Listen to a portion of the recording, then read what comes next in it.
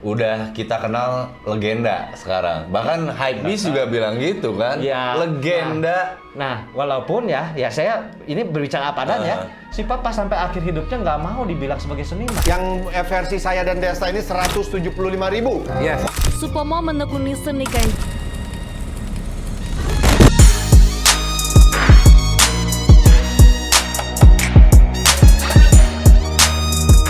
Seni kanji. Ada banyak orang yang mungkin belum pernah dengar tentang ini. Tapi dari kata seni dan kata kanji, seenggaknya kita bisa nebak jika seni kanji adalah sebuah karya seni yang ada huruf kanjinya. Tapi apa kalian juga tahu kalau seniman yang membuat seni kanji ini gak pernah ngerasa dirinya sebagai seniman, melainkan hanya seorang buruh pabrik. Duet seniman antara anak dan almarhum ayahnya ini pun mengalami drama kehidupan yang sangat menarik untuk disimak. Jadi sejak kapan seni kanji ini ada? Dan apa cerita di balik gambar dan quote seni kanji yang belakangan sering kita lihat di mana-mana? Mari kita dengarkan kisahnya di Golmonto kali ini bersama founder seni kanji, Julius Iskandar. Lu sama sosok Kohyus atau Julius Iskandar ini. Beliau ini sebenarnya masa kecilnya di mana nih, kok emang asli di Bandung gitu? Asli, saya lahir di Bandung, born and raised di Bandung, sekolah SD, SMP, SMA di Bandung, kuliah di Jatinangor, ya masih pangulinan barudak Bandung sih. Setelah beres kuliah, dari zaman ya mulai profesional kerja gitu, sama anak-anak Bandung, sama band. Oh, tapi udah lulus kuliah itu tuh? Belum. Oh, belum. Skripsi ditinggalin. Saya bagus. jalan-jalan sama band, sama Moka, Vincent Vega, Changcuters. Itu tuh belum lulus kuliah. Waktu kecil itu Kohyus tinggal di Bandungnya daerah mana? Ya, saya lahir tuh di Cicahem sih sebenarnya, lebih dekat ke Cicahem.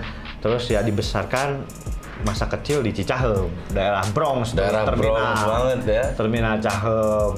Lingkungan saya waktu kecil tuh ya di gang, yang 17 Agustusan panggung musik, terus ya biasalah botol bergerimpangan gitunya. Ribut-ribut mah ya biasalah. Botol bergelimang ini main spin the bottle. Tapi Kohyus sendiri mengenal seni lah atau mengenal musik itu dari kecil itu? Dari kecil, karena di panggung 17-an teh selalu rame dan kita anak-anak teh masih kelas 5 SD, kelas 6 SD teh band-bandan, Nirvana, GNR teh mulai dari SD. Teng neng nong neng. Di Agustusan itu ya. Teng neng nong neng. Benar gitu, itu teh dimulainya teh memang dari kelas 5 kelas 6 SD. Kalau cerita mah saya SD, saya sekolah di sekolah Katolik pernah, sekolah Kristen pernah, sekolah negeri yang kepala sekolahnya Ustadz pernah SMA. Kenapa jadi bisa beda-beda pindah-pindah sekolah gitu? Beda-beda. Ada story apa di balik pindah-pindah sekolah itu? Apa bandel gitu, bully atau gimana? Ya, saya tuh kan dilahirkan sebagai keturunan Chinese, tapi saya nggak pernah ngerasa nyambung sama teman-teman saya yang Chinese dan saudara-saudara yang Chinese. Ya saya emang nggak rasis ya, saya bergaul dengan siapapun. Sekarang apalagi saya bisnisnya Chinese banget, tapi saya dari dulu nggak pernah bisa klop gitu, kayak perbedaan selera. Nggak ngeblend dengan sendirinya gitu? Nggak ngeblend sama saudara-saudara, sepupu-sepupu yang Chinese, sama teman-teman. Nah makanya pas kelas 3 SMP saya memutuskan, gue mah SMA, gue pengen ke negeri. Gue SMA di Ujung Berung, sekolahnya Pak Eben, Pak Kimung, dulu mah SMA 1 Ujung Berung. Sekarang SMA 25. Jadi gue 24 di situ.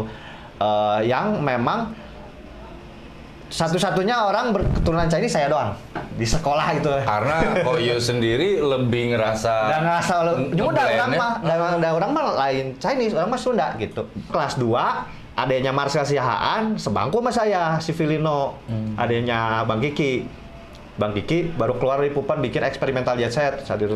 Terus kan gua nonton banget Pupan, gua suka banget Pupan, terus anjing adanya masuk sekelas sama gua. Jadi ada kebanggaan. Jadi langsung nyambung, langsung nyambung. Main bareng ya udah di situ. Saya kalau si Filino mah ya sekarang dia jadi lawyer, tapi ke Saparua bareng. Tapi kalau saya mah bukan cuma ke Saparua tapi nongkrongna, di PI sampai nginep di PI, turun di PI. Nah, di PI saya menemukan kenyamanan lagi. Saya ngelihat Pak Aan haircut Chinese geningan. Ketemu si Tremor, Chinese geningan aya si Abed Sadra gitu. Jadi di situ kayak ketemu sebuah komunitas yang menyukai musik underground Tapi nggak peduli lu orang Batak, lu orang Jawa, lu orang Chinese, Manado, Sunda, ngumpul weh. Gitu. Guyub ya, di situ. Itu. Pertama gak ngerasa orang asing, merasa diterima Betul, gitu betul, meskipun betul. banyak perbedaan yang kentara. Di situ gue menemuin keluarga, bukan di rumah, bukan di mama papa. Saya Oke. menemukan keluarga di situ. Nah, jadi semua cerita hidup saya itu dari saya lahir, kecil, dibesarkan gitu, ada benang merahnya. Ketika ditarik itu semuanya tuh berkaitan. Jadi saya nggak akan mungkin bisa bikin kata-kata ini, bisa ngedirect si papa, bikin karya kayak gini, bikin Instagram kepikiran nama Seni Kanji. Kalau saya nggak dulu dari kecil kabur-kaburan dari rumah terus nongkrong di Saparua di PI. Ternyata dari saya main dari kecil teh udah berinvestasi networking. Ternyata saya jadi saksi ngelihat 347 teh baru berdiri, baru bikin gitu. Aziz Blind to See teh bawa ke PI teh bawa keresek gitunya. Terus ningali orang teh ngeliatnya kameja anjing. Dan nyieun brand sorangan, blindware. Cing keren bikin menang ngajahit gitu sih Pak Aziz teh bawa. Cing keren anak-anak Bandung teh abang-abangan AAA itu teh keren gitu. Emang anak-anak Bandung ini teh kreativitasnya, kekerenannya. Itu dia yang pioneer bukan cuma di Bandung tapi di Indonesia dan bahkan sampai keluar. Tahun 90-an teh mereka yang emang dengan referensi yang terbatas gitu ya bikin movement tapi dengan channel movementnya yang terbatas juga dulu mah internet dan teknologi jadi tidak seperti besar, movementnya jadi besar, bikin bisnisnya jadi besar sampai menginspirasi kota-kota lain sampai menasional. Ya itu muaranya nggak dari Bandung. Ini saya bikin Instagram Seni Kanji itu 2016 akhir atau 2017 awal lah tahun-tahun itu. Sebelum itu kan ya sibuk dengan band, sibuk dengan saya manajerin juga solois, saya manajerin influencer, dan saya dari kecil main itu networking terus saya hobi baca zin, saya hobi literasi. Saya di Ultimus teh ada bedah buku gitu kayak Ucok bikin movement, terus saya teh kan kagum Ucok teh nyebarin zin gitu ya. Terus anjing, terus dari lirik-liriknya homicide, kok bisa gini nya orang teh.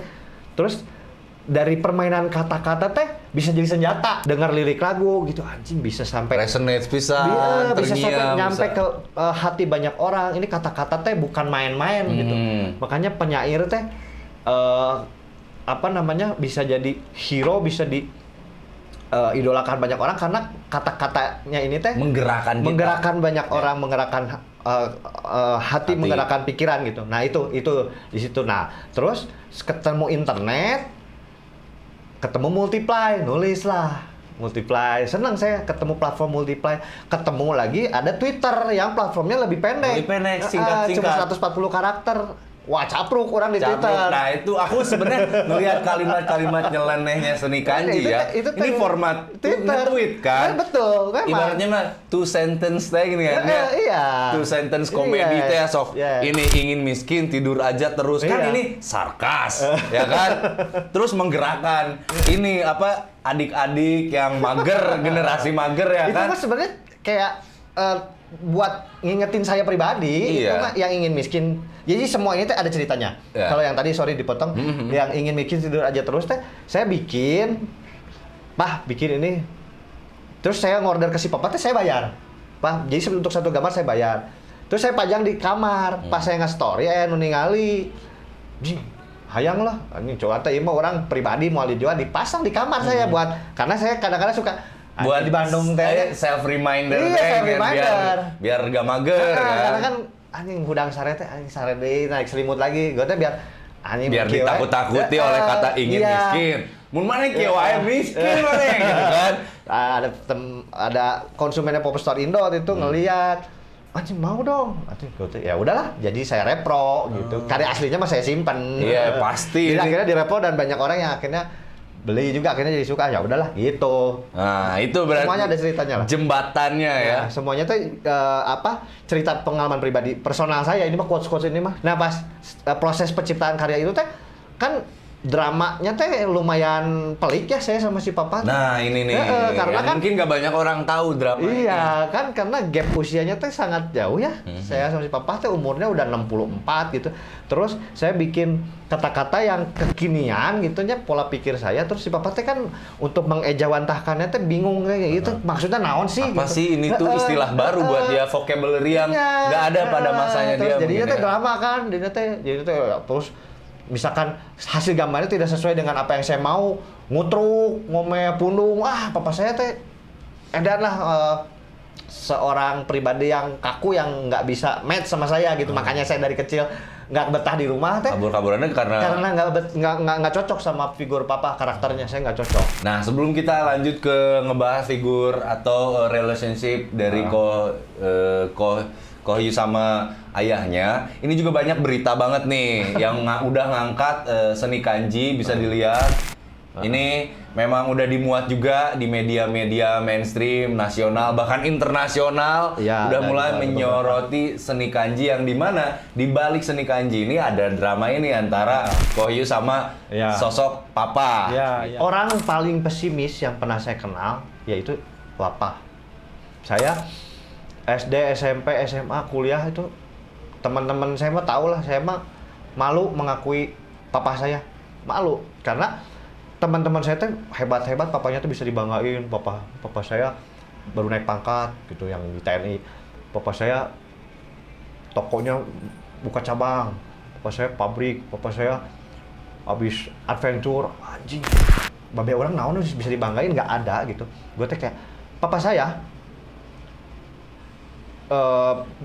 lahir itu papa saya kerja di Karya Mulia Mobil di Jalan Jenderal Sudirman, itu dealer mobil Honda, terus akhirnya bangkrut. Itu dia kerja di situ hampir 20 tahun.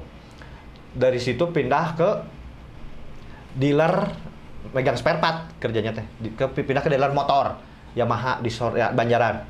Rumah di Cicahem, Banjaran, megang spare part. Terus udah gitu pindah ke pabrik. Terakhir teh di pabrik di Kopo Cibolerang. Jadi seumur hidupnya teh kerja sama orang. Jadi kalau makanya saya juga ngerasa orang mah lain Chinese.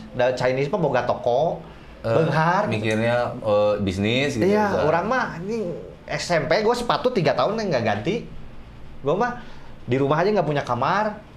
Tidur tuh di kasur lepek di belakang lemari gitu, tidur di gang. Terus si papa tuh dari saya kecil tuh selalu bilang, kamu jangan kayak papa mah gagal. Papa tuh contoh manusia gagal, jangan kayak papa. Makanya gue 180 derajat terbalik dibanding si papa. Si papa tuh orang paling pesimis yang pernah gue kenal. Sebelum melakukan sesuatu dia selalu mikirnya tuh gagal, takut dulu. Jadi LSMM yang dipacok teh gini kan. Kalah sebelum berperang selalu kayak gitu. Jadi nggak pernah mau bisa bisnis. Tapi dari dulu teh trauma masa kecilnya teh dia cerita mah ya sering ditipu orang. Jadinya ansos pisan. Ada cerita di balik kenapa sosok pahit. papa jadi Sepanjang hidupnya teh pahit. Putus sekolah dia kelas 2 SMP, bro. Bahkan SMP-nya aja nggak tamat gitu. Nah terus makanya gue teh kayak dulu pas udah lulus SMA guys kayak uyuhan gitu. Babe orang mah kelas 2 SMP orang nggak bisa lulus di babe ya, SMA nggak lulus. Untuk bertahan hidup saya masa kuliah dari kelas 2 SMA akhir-akhir pas udah mau umur 17 udah nggak dikasih duit. Jadi papa saya pas saya umur 16 mau ke 17, papa saya teh ngomong gini, Yus, kamu bentar lagi umur 17, papa udah nggak akan bisa kasih subsidi lagi, ya paling makannya di rumah, tapi kalau udah di luar jajan dan lain-lain kamu sendiri. Ya uang sekolah sampai lulus SMA papa masih bisa lah. Ngomong gitu anjing juga bule curang didikannya gitu. Jadi pas udah kuliah mah udah full aja gitu. Jadi kan dari relationship dengan sosok ayah yang jauh berbeda, beda gitu. Kutub gitu kan, tapi tetap ada pelajaran yang dipetik. Iya, akhirnya kalau Hyu nggak harus seperti beliau. Itu akhirnya saya menyadari setelah apa? Setelah saya jadi seorang ayah. Itu triggernya itu setelah jadi si Gabriel lahir. Jadi anjir gue jadi babe. Ternyata babe teh nyaaka budak teh kieu nya. Gue teh bersyukur pisan gue pengen punya anak lelaki kan. Ternyata si papa teh ke gue teh kan tanggung jawabnya sangat besar. Tanggung jawab sangat besar, sayangnya ke gue teh terus teh yang saya nggak suka dari papa dari dulu teh menganggap saya teh kayak anak kecil. Jadi ternyata si papa teh mengakui gue teh selalu pikir hariwangeun. kolot gitu ti leuletik teh gitu. Gua kelas 2 SMP tato. Kelas 1 SMP gua kabur ke Jakarta sendiri. Jadi saya hubungan sama si papa teh Renggang. jauh pisan, bahkan nggak mau ngobrol saya sama si papa teh. Dari situ udah mah nggak dibiayain saya teh. Hidup kudu mandiri sendiri, tapi direcokin terus gitu. Terus saya udah kerja keluar kota kemana-mana, diteleponin, udah handphone kan diteleponin kayak di mana, ya udah aman barang-barang gitu, kayak gitu. Jadi kayak anjing jadi udah ketik, gue teh nggak suka papa telepon teh gue reject gitu.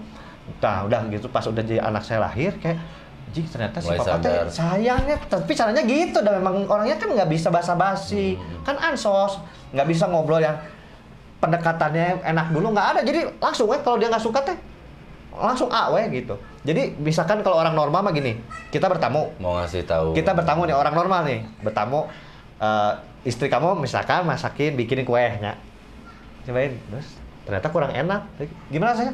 Anak pasti kan kita nggak mungkin nggak enak. Papa saya mah bisa langsung nggak enak gitu, saking antik nggak bisa basa-basi. Jadi stick to the point, nggak bisa basa-basi. Sama saudara, papa saya 11 bersaudara, anak kedua, sama saudara-saudaranya semua nggak bisa dekat.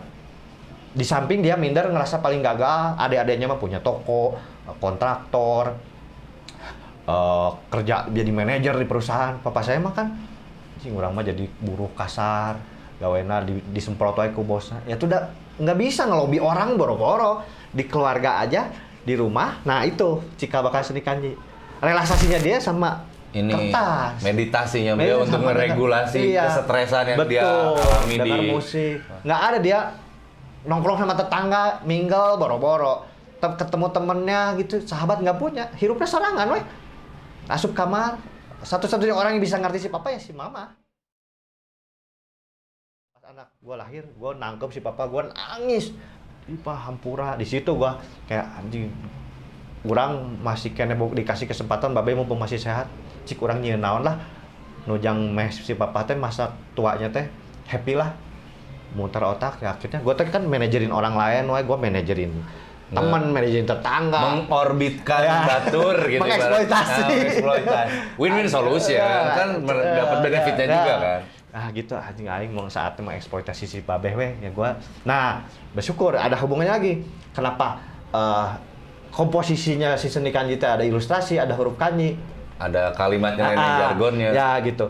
Nah, gua sama si Botol Smoker sering main kayak di pecinan ke Taiwan, China, ke Hong Kong, terus ya kebetulan juga saya si Popstore Indo sering ke Jepang belanja, ngelihat komposisi huruf Latin dan kanji teh eksotis. Ini tuh kayak billboard sinyal box kan eksotisnya kayak ada ilustrasi, ada huruf kanji gitu, eksotis gitu kayak. Cobain Kita teh nggak tahu artinya huruf kanji teh kan, tapi keren si kan? lekukannya itu meaningful gitu. Kadang memang kanji gitu kan satu huruf tuh udah satu makna gitu kan ya. Iya gitu kan. Gue juga nggak ngerti bro. Ngerti orang. Nah, terus si papa saat itu lagi kursus nulis huruf kanji Mandarin gitu. Nah, si papa saat itu pas kursus visioner juga dia. Dia tuh bilang, papa pengen kursus bahasa Mandarin, bos buat apa? Gue bilang, nanti suatu hari bahasa Mandarin itu bakal dipakai banyak di dunia setelah bahasa Inggris karena perdagangan. Pasar bebas, barang-barang dari Cina itu bakal banyak barang murah Yus, menginvasi ke seluruh dunia. Belajar, mainnya baca di artikel, di berita lah. Ya benar, karena udah kelihatan Cina teh bakal menggenjot produksi pisan kan. Mainnya teh kan balik gawe teh nonton berita di TV gitu sambil makan, dari situ ngegambar. Kehidupannya gitu lah, monoton pisan. Nah, kursus lah. Jadi pas kursus itu teh unggah poe teh di kertas bekas dari kantor teh ya, balik kertas-kertas bekas printan yang gagal gitu dibawain sama dia ke rumah, cocoretan pakai pulpen, cocoretan kanji. Nah, kalau gambar-gambar manusia mah dari dulu Dia emang suka gitu. Emang hobi, we ngegambar Komik gitu ya, Emang hobi, ngegambar. random aja ngegambarnya. Dari saya pertama kali ngelihat orang ngegambar teh ya saya lihat babe ngegambar gitu. Walaupun nggak ada yang mengapresiasi, nggak ada yang, gue juga nggak ngelihat gambar si papa bagus dah. Karena gue ngelihat orang ngegambar terus jadi seni ngegambar kan. Jadi orang oke ngegambar terus jadi kan orang boga sense, orang ningali gambar nu alus teh jadi nyaho gitu patokan. Jadi orang ningali gambar si papa teh itu halus gitu. Tapi bisa dijieun.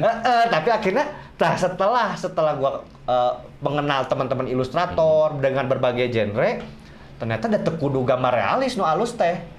Gitu gambar si papa walaupun raw gitu kan berantakan, proporsinya nggak bagus. Coba kalau diperhatiin nggak aneh atau proporsinya. Cuman yang enggak sih iya ciri khasna gitu, goresannya ini yang value-nya di situ. Terus saya bikin Instagram namanya apa ya, terus coba ya biar gampang diingat lah, nggak sih Seni Kanji we gitu. Bikin nama Instagram Seni Kanji.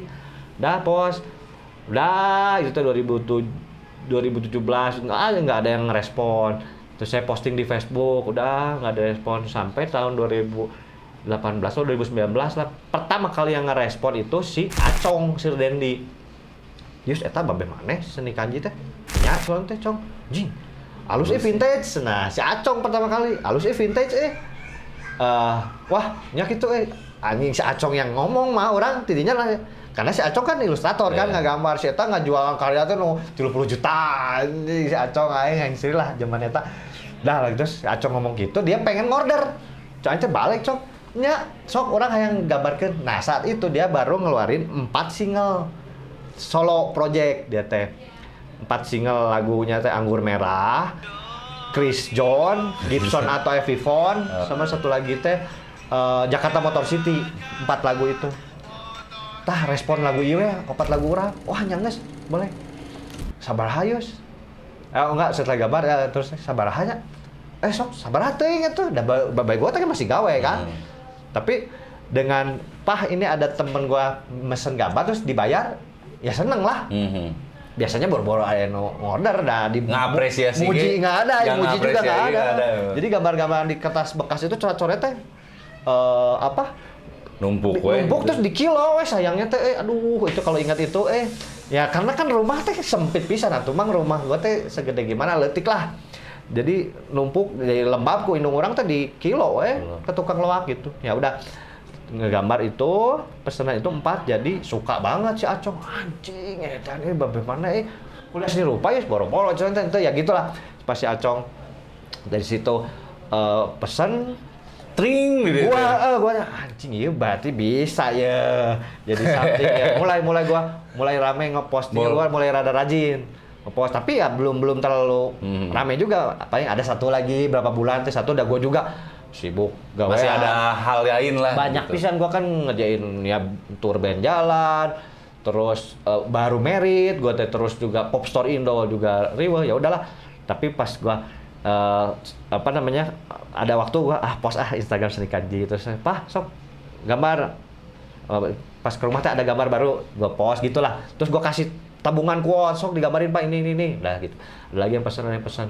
Terus singkat lah ini mah ceritanya, kalau cerita detailnya panjang. Ini beliau teh dapat order jadi panjang, gambarnya teh ada ininya lah, ada apa? Ada ordernya gitu ya. Iya. Gue ke interview sama Jakarta Post aja gue by phone 4,5 jam. Jadi pokoknya singkat cerita yang akhirnya bikin nama Seni Kanji dikenal banyak orang tuh akhirnya 2019 September. Pandemi itu ya? Pas sebelum September 2019 saat itu si papa umurnya 64, usum hujan di Bandung teh. Terus pas gua lagi ke rumah si mama, si papa teh belum balik, udah jam 7:30. Si papa teh belum pulang. Ya emang belum pulang jam segini mah ya, biasanya juga jam 8. Jir, cah itu babe urang umur genep 4. Gawena di Cibolerang, hujanan jibrek berangkat teh jam 7:15. Isuk-isuk sok bayangkeun. Sampai rumah teh jam 8 malam, basah kuyup gua teh bener jam 8 lebih basah kuyup. Terus kalau ngelihat papa saya ya mukanya teh nggak begini. Ini fotoin sama si Berak ya, masih Bres. Ini teh udah punya glow self estimate, udah punya confidence. Kalau lihat foto-foto papa murem mukanya teh, cemberut, susah senyum karena hidupnya teh pahit gelap weh. Dia selalu bilang dari dulu, dari gua SMP SD, papa mah nggak akan umur panjang lah, ngapain? Gitu selalu ngomong gitu. Papa mah nggak mau umur panjang lah, papa mah udahlah umur 55, 60 juga udahlah, udah finish lah kayaknya. Selalu ngomong gitu. Dan orang tuh kayak ngedenger gitu, anjing nah sih. Pesimis, mama skeptis. Iya selalu gitu. Papa mah nggak akan sampai 70, dan tapi kejadian meninggalnya umur 66. Nah gitu ya. Nah Si papa teh pas itu balik teh jubrek anjir khawatir kieu babeh teh. Nah, saya sebagai anak setelah saya jadi papa teh kan, saya teh berusaha untuk sok Pak, udah nggak usah kerja lagi, sok bisnis. Saya sama adik saya teh punya penghasilan lah, lumayan lah sok. Adik saya teh tinggalnya di Malaysia ya dari 2012. Terus sok, gue tuh udah ngomong sama adik gue teh sok, yuk kita modalin si papa bikin apa. Tapi selalu nggak mau si papa karena ya terbiasa dengan karena nggak pede, karena dia selalu mikir nggak akan sanggup gue bisnis. Kalau untuk bisnis teh harus bisa ngobrol sama orang, sama tamu. Dia kan nggak bisa ngobrol, boro-boro ngobrol sama orang teh 2-3 menit aja udah kehabisan bahan. Si papa mah nggak bisa. Jadi mun orang buka toko ngelayani pengunjung kayaknya nggak akan bisa. Udah harus senyum ramah gitu kan. Jadi bisnisnya udah mental lagi udah selalu ngomong sampai papa sampai mati juga udah aja kerja terus. Nah, udahlah. Tapi nggak mau kalau nggak kerja gitu. Dia teh untuk makan sehari-hari dia masih mama saya mah kan seumur hidupnya ibu rumah tangga weh. Mama saya lulusan SD. Ibu rumah tangga. Nah, jadi untuk memenuhi kebutuhan sehari-hari papa masih mama teh dia teh nggak pengen ngerepotin anak-anaknya walaupun gua sama adik gua teh ya sok kasih cuman dia pengen tetap kerja aja dan masih bisa gitunya kerja. Cuman anjing nggak make sense gitu. Dengan gaji yang anjing nggak masuk akal gitu ya, gawe di pabrik di Cibolerang teh, pabriknya teh pabrik garment lumayan gede, ya gede lah hitungannya itu pabrik garment teh ngekspor baju-baju anak buat diekspor ke Afrika. Si papa gawainya ngangkutin dari atas, udah beres dijahit gitu, karung di bawah nge-QC, ngangkutin karung. Si papa kalau lihat teh tangannya tuh gede gitu, tapi hidung teh gawainya teh edan gitu. Ngangkutin gitu. Terus teh dengan kondisi kayak gitu, gaji kecil, hujanan, saya teh kasihan, saya nge-tweet. Nah, saat itu saya nge-tweet, saya capture Instagram Seni Kanji, saya tweet. Instagram Seni Kanji saat itu followersnya baru 120, karena nggak nyampe 150 lah. Saya capture, saya tweet, saya nge-tweetnya kurang lebih gini. Ini papa saya udah usia lanjut, tapi masih kerja sebagai buruh pabrik. Tapi dia hobi ngegambar kayak gini. Sok teman-teman kalau ada yang mau pesan, boleh bayar seikhlasnya. Tweet teh saya teh. Pas saya tweet, saya teh lagi mau pergi kemana naik motor, set taruh. Terus nyampe, ningali, jing notifikasi rame kieu, lihat yang retweet teh hampir 1000 saat itu teh. Sampai akhirnya terakhir teh sampai 5000 lebih lah. Enggak, puluhan ribu yang retweet teh, komen 5000 lebih. Saat itu teh, jing, lihat buka Instagram, udah was, dari yang 100, nggak nyampe 150 ya. Berapa jam dari nge-tweet itu, hampir 3000 bro. Jing, rame ki, bos buka DM, wah ini muru dulu yang pesen. Twitter do your magic teh. Iya, Twitter please do your magic, bener saya nge-tweetnya gitu, Twitter please do your magic, saya pin tweet kok di atas, nanti lihat aja, nama Instagram saya mah semua sama Julius Boy. TikTok ya, orang TikTok Julius Boy. Jadi namanya sama semua. Ya bisa dilihat. Itu dia titik awal dari situ. Dari tipping pointnya. Dari situ ya Ernest Prakasa nih nge-retweet, terus ya orang-orang yang bukan follower saya gitu, rame dan impact-nya langsung ke Instagram yang nge-DM rame pesen. Order. Di situ kan saya balik teh pas punya good news nih buat papa nih, kan. Rumah saya sama rumah si papa teh nggak jauh ya, ada 3-4 kilometer lah. Sebelum balik teh saya ke rumah si papa dulu, "Pah, ini Pah, banyak yang pesan suka gambar papa." Terus dia teh hari-hari teh gimana kan memang nggak pernah itu ya. Gua mah udah gitu. Gitu kan apa sih? Gitu. Terus teh dia mikir teh kan teman-teman gua aja gitu. "Pah, ini Pah, mesti dikerjain Pah, ini Pah, banyak pesanan sok Pah." Kerjain akhirnya drama tah itu, kalau ceritain dramanya mah aduh capek lah, panjang lah ya. Tapi akhirnya sok gambar satu. Tapi nggak mau berhenti kerja. Terus gue bilang, saya nggak mungkin Pak, nggak mau bisa all in di sini. Nggak gitu. mau, karena dia mikir ya ini mah sekarang lagi rame. Terus kalau misalkan ini udah beres dikerjain semua, mana ada lagi yang mau order? Nanti gue nggak dapat penghasilan. Kambuh deui wae. Bukan gitu. kamu, memang udah nggak bisa hilang. Sampai akhir hidupnya pesimisnya nggak bisa hilang. Udah itu mah udah ngerekat dalam darahnya udah ngalir udah itu mah. Nah, terus teh nggak mau untuk berhenti kerja teh ngapain? Udah sok pulang kerja aja dikerjain. Pah, nggak akan mungkin. Ini nambah terus yang order banyak itu sampai 30 lebih. Ini nambah terus Pak, nggak mungkin. Sok Papa kalau pulang kerja mau ngerjain berapa? Ini satu gambar misalkan harus ngerjain butuh waktu 4 jam 5 jam. Wah, ini nggak mau. Paksa orang akhirnya datang ke pabriknya. untuk resign paksa we si papa. Ditahan-tahan gua sama si bosnya. Terus si papa ge nahan aja bisa sangkana orang ke ribut si bosnya. Moal curang teh urang mah da moal ribut. Kalau we dah tapi si bosnya yang kayak si papa mau gaji berapa? Anjing cak aing teh. Nih ya udah saya ceritalah.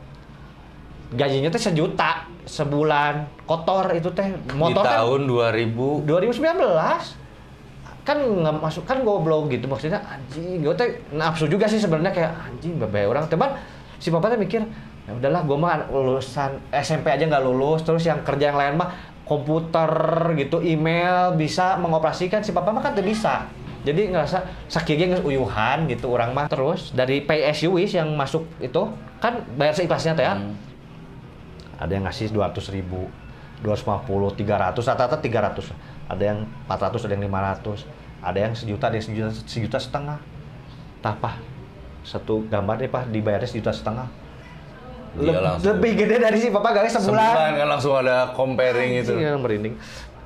Lebih gede dari gajinya dia sebulan dengan gambar itu 3 jam beres si Papa satu karya tuh 3 jam beres. Wah, sebulan berbanding 3 jam. Langsung ngomong gini. Kenapa nggak dari dulu ya Yus? Ya atuh dat kan teuingnya maksudnya ya ini mah waktunya baru sekarang Pak ya udahlah. Tuh Pak. Tuh, tapi masih ya pesimis ya ini kalau misalkan ini udah pada beres kerjain bakal ada lagi gitu akan ada terus. Enggak itu udah hari yang mikir itu gambar we udah. Dan puji Tuhan alhamdulillah dari September 2019 itu sampai si Papa meninggal Juli 2021 nggak ada 1 hari pun berhenti orderan. Bahkan pas meninggalnya 20 lebih orderan yang nggak kekerjain. Antrian tuh terus saya masuk ngajakin collab, fashion custom bahkan kurang di loba di tadi balasan udah saking ku lieur terus gua kasih kayak udahlah nggak dibalas. Terus pas yang PSW itu ada yang Om saya mengapresiasi banget karya seni Kanji, saya suka banget.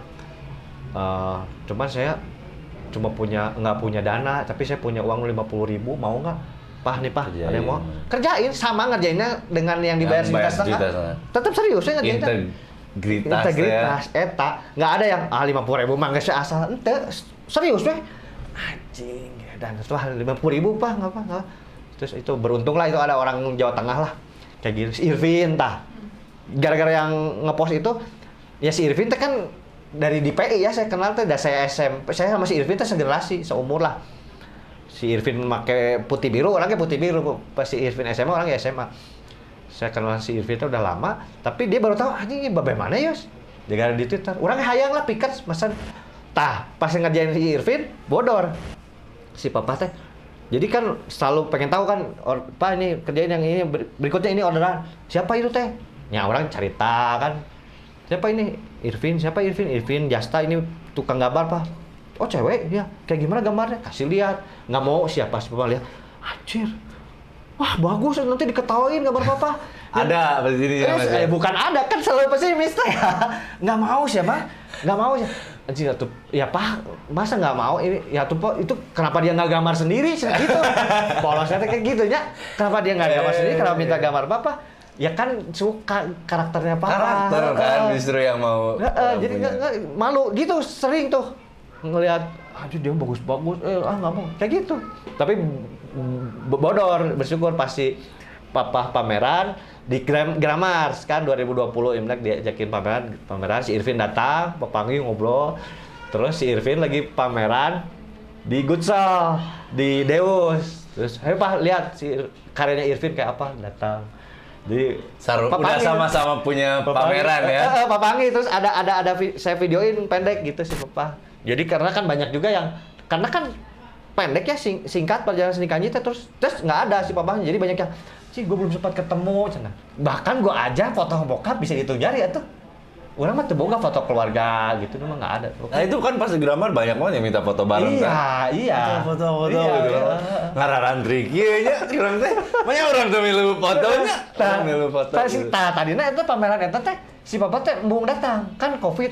nanti malah ketularan nggak mau tadi kurang paksa-paksa aja pokoknya mah penuh drama capek. Oke. Gitu. Ini udah sampai di stage seni Kanji udah hype ya. Bahkan beliau pun juga udah kita kenal legenda sekarang. Bahkan Hypebeast juga bilang gitu kan. Ya, legenda. Nah, walaupun ya saya ini berbicara apa adanya, si Papa sampai akhir hidupnya nggak mau dibilang sebagai seniman. Karena dia tuh ngerasa seniman mah di kanvas, pakai kuas, Di museum karyanya teh. karyanya teh wah, orang mah coret-coret di kertas suko gitu ya. Itu mah ya pengakuan datang dari orang lain mah ya orang ya bersyukur lah, nuhun gitu ya. Cuman si papahnya sendiri mah gitu sampai akhir hidupnya mah pesimis weh. Kalau ngomongin kolaborasi yang bangga ya Iwan Fals. ya ini salah satunya ya, Iwan Fals teh. Jadi ini pas ulang tahun keberapa ini teh baru dia project sama salah satu brand lah, dia bikin campaign terus ya udahlah ngorder terus difotoin sama Cikal anaknya terus masih bagus banget terus dipajang gitu. Terus ya siapa sih yang Ya, siapa yang nggak tahu gitu. ya gue mengidolakan lah sosok Bang Iwan Fals gitu, kayak anjir nyampe juga nih. Ya Vincent Desta juga salah satu yang memorable karena karyanya dibikin 5 hari sebelum Papa meninggal. Jadi 20 Juli itu karyanya ngegambar itu, 25 meninggal. Dan itu ajaib juga. Jadi Vincent Desta saat itu channel YouTube-nya baru jalan tapi belum punya merchandise. Nah, si Batman Good Night Electric ngontek, "Yus, gokil nih Seni Kanji itu bokap lu ya?" "Iya bro, gue boleh telepon kan?" "Telepon ya." Singkat cerita tanggal 19 sore, 19 Juli telepon, gue ngurus Vindes sekarang Yus." "Oh iya, iya gimana bro?" "Oh, gue mau artikel pertamanya Vindes, bokap lu yang gambar." "Wah serius lu?" "Boleh lah." Vincent Desta lah, siapa yang nggak mau, gue nggak akan nolak. Dan karena Vincent Desta pun sering belanja ke Popstorindo kan, Vincent Desta pesen 3 gambar. Nanti setelah 3 gambar ini gue mau bikin macam-macam varian produknya, bukan cuma t-shirt, ada tote bag, ada Zippo, ada topi, ada mug, macam-macam gitu. Ya udah ayo pokoknya kita launching Vindes dengan Seni Kanji, rilis, terus gue undang Pak Supomo ngobrol di Vindes YouTube. Siap, wah ini mantap, oke. Bisa bro, tapi paling dikerjainnya 2 minggu lagi, karena kan ya ikut antrian aja. "Oh ya udah nggak masalah, gue pokoknya tungguin sampai beres 3 ini aja baru gue rilis. Nggak masalah kok, nggak ada deadline." "Oh udah oke. Siap, minta nomor rekening dan lain-lain, invoice udah." Tapi belum transfer. Nah, tapi nggak tahu kenapa ya namanya juga. Gue juga nggak tahu ini apa namanya ya, keajaiban ting. Nah, lah 19 malam harusnya kan antrian yang berikutnya ini harus ada Itu diprioritasin. 10-an lah. Tapi gue mau naikin satu yang si Vincent Desta. Gambarnya mana sih? Nah ini, pas Air ada. suci. Air susu dibalas aerobik. Nah, ini 20 Juli kan tuh. Nah, pas 19 malam itu, terus gue pengen yang ini diduluin gitu. Terus gue kasih orderan berikutnya apa? "Nih Pak, air susu dibalas aerobik." "Apaan ini?" "Plesetan Pak, udahlah." "Terus gambarnya apa?" "Gambarnya 2 orang ini Pak." Gue kirim gambarnya satu-satu nih. Set kirim. Terus dia langsung notice, "Oh ini yang hostnya Tonight Show Vincent Desta ya?" "Iya Pak." "Oh tahu nih si Papa." "Oh nyangges." "Tahu." Ya udah. Tapi si Papa setiap ngegambar muka orang selalu nggak pede, karena dia nggak bisa ngegambar realis, mirip. Selalu nggak pede. Selalu nanti malah gagal, diketawain, malah capek ngulang-ulang gitu, selalu kayak nggak mau. Dia teh kalau ngegambar, dia teh seniman favoritnya teh Basuki Abdullah, terus teh yang seniman-seniman yang bisa ngegambar muka orang teh real gitu, realis. Makanya ngegambar wajah teh selalu nolak. Cuman akhirnya ya udah Pak, udah sok. Ya udahlah semampu Papa aja sok, pokoknya nggak harus mirip kok. Udah aja style Papa aja, udah gambar. Tanggal 20 jadi. Set agak sorean tuh, biasanya memang malu, ini mah agak sorean jadi foto. Jadi. Gua kirim ke si Batman kaget. "Hah? Bukannya katanya 2 minggu lagi." "Nggak apa-apa bro, ngetes aja 1 diduluin." Terus, "Wah, keren anjing, keren." Kasih lihat si Om S, si Om Desta gimana? Suka banget. Ya udah, 2 lagi mah nanti aja nunggu antrian. Ya udah nggak apa-apa, ya udah. Gue belum transfer juga ya, nggak apa-apa, aman. Transfer ya untuk 3 gambar. 2 gambarnya nggak akan pernah dikerjain, belum meninggal. Dan terus pasti dijadi, si Papa gimana? Mirip nggak? Anjing, ini satu-satunya gambar orang yang mirip ya ini, Vincent. Gimana Brandy? Aneh sih makanya. Vincentnya sih. Vincentnya Ya, senyumnya itu loh. Iya makanya. Terus kalau komposisi tangannya mah aneh, lihat jarinya tuh aneh tuh. Aneh, macam bukannya. Gimana mirip Kak? Bangga deh. Gimana mirip Kak? Mirip Pak, mirip suka. Ya udah. Ya udah. Berikutnya mana? Berikutnya gue yang antrian tadi, yang 2 lagi ke pending. Ya udah. Jadi tercipta ya kolaborasi dengan Iya, ini Vindes. salah satu yang memorable lah. Dan banyak juga pasti kolaborasi Ya, ini yang juga, luar biasa ya. Ini juga, wah ini drama pisan ngegambar LGN mah. Wah, anjir, ini pesennya 2 kan, si LGN teh ngontek. Mas Julius, halo, saya pengen gambarnya Pak Supomo, saya dari LGN. Terus gue bilang, Lingkar Ganja Nusantara bro. Iya bro, ya LGN naon deh ya, tapi ayah sih kan naon Bisi gas PT, negara, naon ya, bisi apa gitu ya. LGN teh naon lah. Iya Lingkar Ganja Nusantara. Oh, oke bro. Ngobrol susurian gitu ya, terus telepon. Keluarlah 2 quotes, terus ya akhirnya gue yang suggest gambarnya. Ini teh hasil brainstorm lah gue sama si orang LGN. Terus akhirnya ya udah yang satu lagi tuh kami berjuang kalian bersabar. Satu lagi. Terus yang kami berjuang kalian bersabar, gambarnya peneliti gitu di lab gitu. Nah, udah saatnya gua nge-brief si Papa. Papa gimana caranya? Papa harus setuju kan? Anjing ini sampai seminggu lebih, nggak mau sih ya. Apa ini?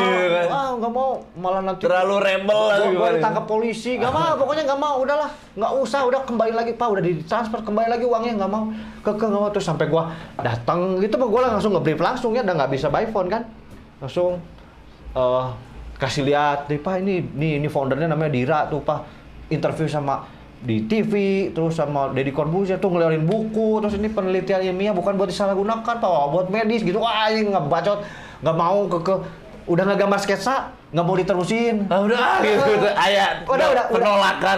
Padahal udah oke gitu, udah tapi jangan bertanggung jawab kamu. Iya Pak, udah sketsa, besoknya mana Pak udah? Nah belum jadi. Nggak mau, nggak jadi. Ini capek sih ya, asli. Akhirnya udah. Nah, ya ini salah satu. ya. Jadi tapi sebenarnya semua gambar ini ada ceritanya. Semua ada cerita. Kalau kita ceritain satu-satu udah Kepanjangan gitu ya. Setelah Papa meninggal, saya gambar-gambar asetnya saya keep. Saya keluarinnya dipirit lah, sedikit-sedikit. Jadi masih banyak yang belum saya publish, belum saya rilis. Saya simpan. Jadi kan kalau yang diproduksi jadi produk resmi Seni Kanji ini quotes-quotes saya, orderan saya bayar ke si Papa. Nah, jadi di tahun 2020 setelah pameran di Grammars, terus saya ketemu ngobrol juga sama jadi ngobrol lebih dalam sama teman-teman seniman. Dan karena saya juga dari dulu juga kan suka ngegambar. Saya bercita-cita masuk seni rupa walaupun nggak jadi karena nggak ada biaya. Terus saya mempelajari, terus saya ngelihat gini, seniman semasa hidupnya tuh banyak yang nggak menikmati hasilnya, tapi setelah meninggal malah itu dia baru dapat. Tapi banyak juga seniman yang justru keturunannya nggak menikmati hasilnya karena karyanya udah dimiliki orang, terus dimiliki orang sama orang dijual lagi dilelang. Yang berharga yang punya karya aslinya, anak-anaknya sendiri mah nggak menikmati, dia cuma ngelihat ini karya bokap gua laku mahal, tapi dia nggak dapat apa-apa. Nah, di situ gua belajar dari situ. Orang-orang yang order ini sebanyak ini, semua kan gua kasih karya aslinya, gua yang packing, gua kirim, gua gulung pakai tabung, gua paling scan, gua punya data digitalnya doang, karya aslinya gua kirim ke pemesan. Yang bayar EPS Wisnya ada yang 300, ada yang GoPay. Dia yang punya karya aslinya, sedangkan anaknya orang teboga tuh. Ini nih. Nah, di situ kan mulai otak bisnis. Di situlah gua ngorder quotes-quotes yang tadi yang catplukan di Twitter gua dari dulu pengen memvisualisasikan, tapi karena kemampuan gua untuk ngegambar nggak nyampe ke sana. Jadi udahlah ya, gua kayak quotes yang biasa gua di tiap hari kayak nemu quotes gua tweet, gua taruh di notes gitu. Gua kasih ke si Papa, gambarin. Gua bayar, jadi gua ngorder. Karya aslinya gua simpan semua. Itu yang jalan-jalan pameran, kayak kemarin ada pameran di Bali, di Surabaya, di Balikpapan. Itu karya asli yang gue pamerkan. Di sini gue taruh karya asli. Orderan anak ke ayah. Anak ke ayah. Satu-satunya yang gue taruh contoh karya asli itu. Segede gitu, itu karya asli itu. Sisanya gue taruh di rumah. Karya aslinya segede gitu, di kertas A3. Jadi karya asli tuh ada tip ikan, ada raw banget. Raw gitu banget. ada tambalan, jadi kadang suka salah, tapi ditempel pakai kertas gitu di lem. Kalau pesan mah sebenarnya kayak nggak usah peduli omongan orang ya, kayak mungkin yang gue lihat orang teh banyak yang sebenarnya bisa capable, terus kayak misalkan mau mencapai sesuatu, udah mau nyampe nih goalnya, titik finishnya, tapi kalah, mentalnya drop karena omongan dari luar kayak mana mau nggak bisa.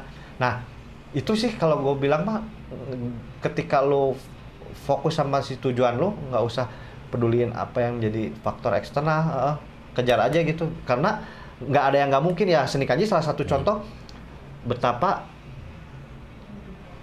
papa saya yang dengan keantikannya dia selalu ngerasa nggak bisa diterima di society, nggak bisa ngobrol sama orang, nggak punya skill apa-apa.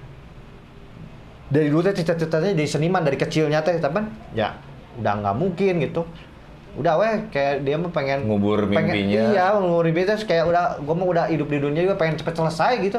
Tapi akhirnya di masa hidupnya dia bangga, akhirnya bisa lumayan ada agak pede, bisa senyum, bisa hubungan sama anaknya jadi baik gitu. Ya jalan hidup mah nggak penuh kejutan aja gitu. Seperti ini nih kalimat yang aku suka, jangan membenci dirimu sendiri karena itu tugas orang lain. Iya. Kita bisa sih resonate bisa nih Mas. Ada nggak merchandise-nya? Ada di sini. Dicari kok. Itu ada. Cahayanya. Oke, thank you banget. Yes. Udah berbagi cerita. Ini teh Goal Montox ya. Ya, tapi vibes-nya teh makna talks aslinya.